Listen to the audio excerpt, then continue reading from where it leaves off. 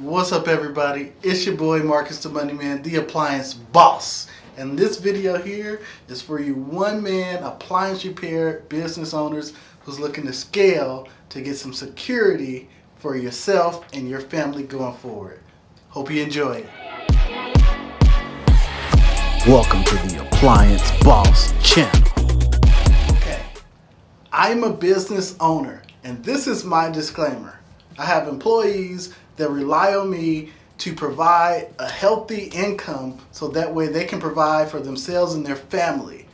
Okay, now when you're looking to scale a business, you have to take that into consideration. You can't scale a one-man shop with just being one man. So it doesn't always have to be a technician. It could be CSRs. It could be subs, so you don't have to have W-2s, but you're going to have somebody that you're going to be relying on to complete a process and be able to produce revenue consistently for you, that you don't have to physically be there to collect the revenue. Okay, so that's the concept in a nutshell. I was just reading a post online, and there's a gentleman, he's going out for surgery, and he's gonna basically lose his repair income because he's a solo tech and won't be able to, complete any repairs or bring in any revenue for a couple of months. Now, there's ways around it, right? Because the solo business owner, you can have insurance in place that can provide you a certain percentage of what you've been getting as far as your income when you have medical absences and stuff like that. Also, you can have things in place where maybe you have subs on the side, or you have somebody who's in your community, even though you're a one-man shop, that you can feed work to and at least kind of get some income from that. But I'm getting up there in age. I'm not freakishly old or anything like that, but I'm hitting towards those mid-40s, and my body just doesn't work the way it used to before. Okay, and I'm sure there's plenty of you guys out there who you don't feel like you're spry in your mid-20s anymore, and you're not always going to be in the best situation. So that's why business owners, they scale their business not only to grow and to make more money, but to combat against the times where they can't physically themselves go out and produce revenue, produce income. Okay, having a business is being able to provide something predictable to a client base and be able to receive a predictable, margin from the transaction. So basically, you charge one price, you pay your employees, you pay your resources, and you be able to consistently receive a certain amount of margin back that's produced. Now, as a business owner of an appliance and plumbing repair business, I don't go out and physically make the income, make the revenue myself.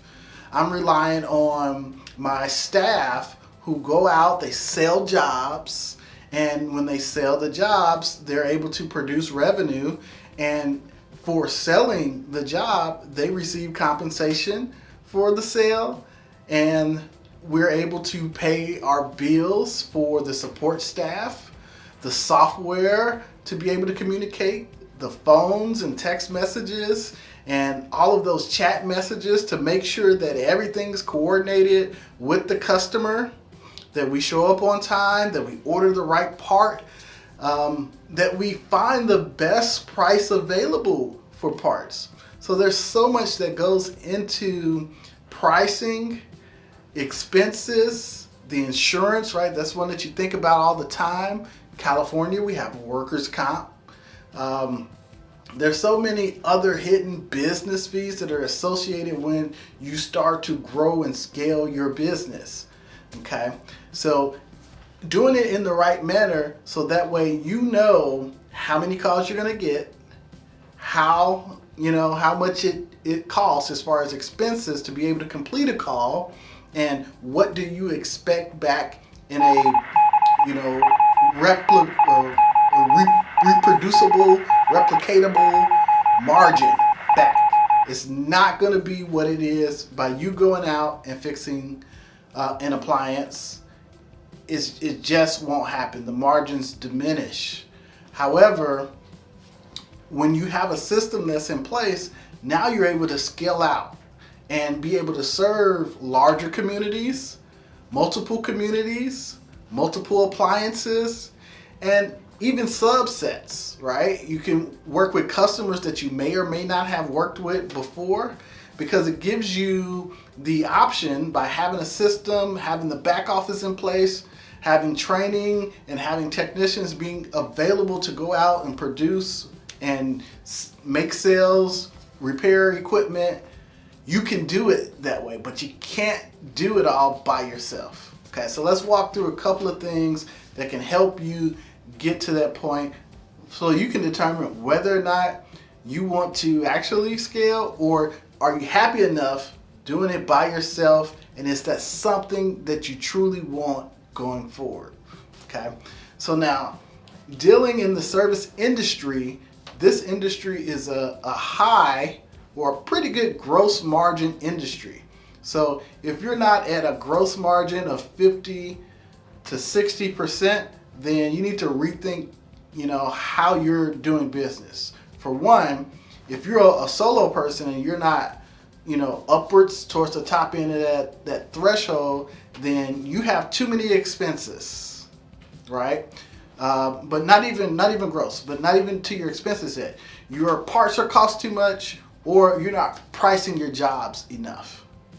Point blank, period. So when we break down the gross margin, we're talking about what you pay yourself as a technician minus what it costs for the goods, the materials for you to complete the job. So we're not talking about gas, we're not talking about, your cell phone, none of that stuff, okay? So we're talking strictly parts, labor, and what you charge. So at the end, you should net anywhere between 50 and 60% of what you pay labor and materials. And if you're not doing that right now, there's no way you can scale. So I'm going to say right now, stop the video, head over to the portal at appliancebosscourse.com, sign up, ask questions, and just watch the free video on are you charging enough? So that way you can charge more, okay? So you can be in a better position to be able to grow. So once you're at a good margin, say you're solo and you're at 67% margin, gross margins, okay? If you're doing that, you may determine that, hey, if I hire another person, then my gross margins may be cut down to 50%. It's like, hey, do I want to take a hit on 20% of just by giving it to somebody else? And that's a tough decision to make. Now, it's a lot easier, of a decision to make if you have an abundance of calls.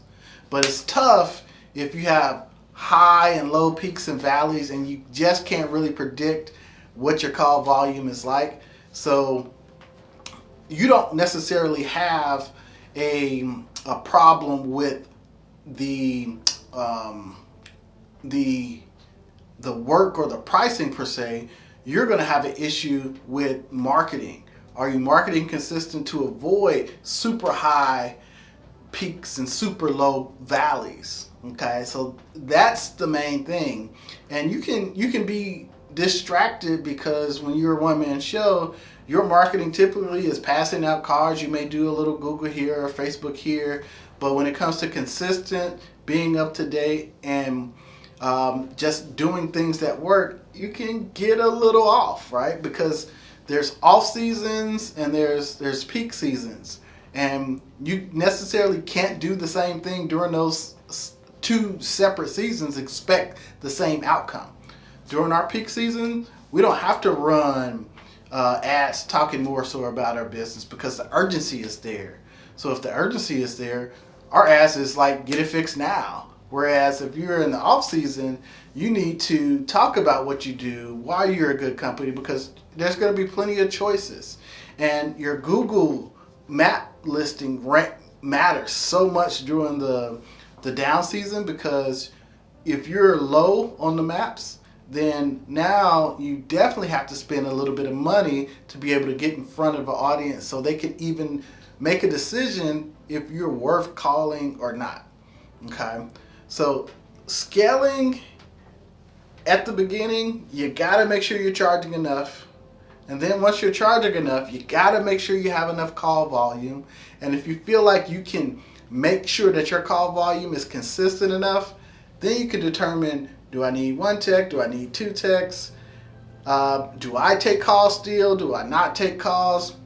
It's just totally up to you and what you want to do moving forward. Or are you happy at 70% margins?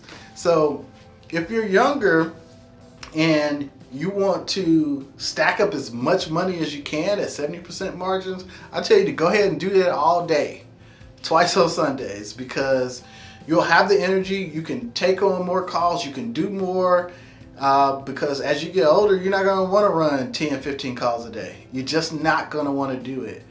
But you got to find that happy medium in between, to where when you decide that you don't want to run calls anymore, you need to have enough saved up to invest in other things, or you need to have a training plan, a succession plan, to be able to hire and train and give your 15 calls and split it up amongst 2 people, right? So it's not a decision that you can just make and say, yes, because my business is here, I need to scale, or no, I haven't hit some thresholds, then I need to scale. So again, you do need to make sure you're charging enough. You do need to make sure you can have consistent leads, but outside of that, it's totally up to you, your business, your goals, how bad you want to grow your business, if it even matters to you or not. Okay, so hey, this video is just the tip of the iceberg. So what I do is I help people who do want to grow and scale their business as part of the coaching program.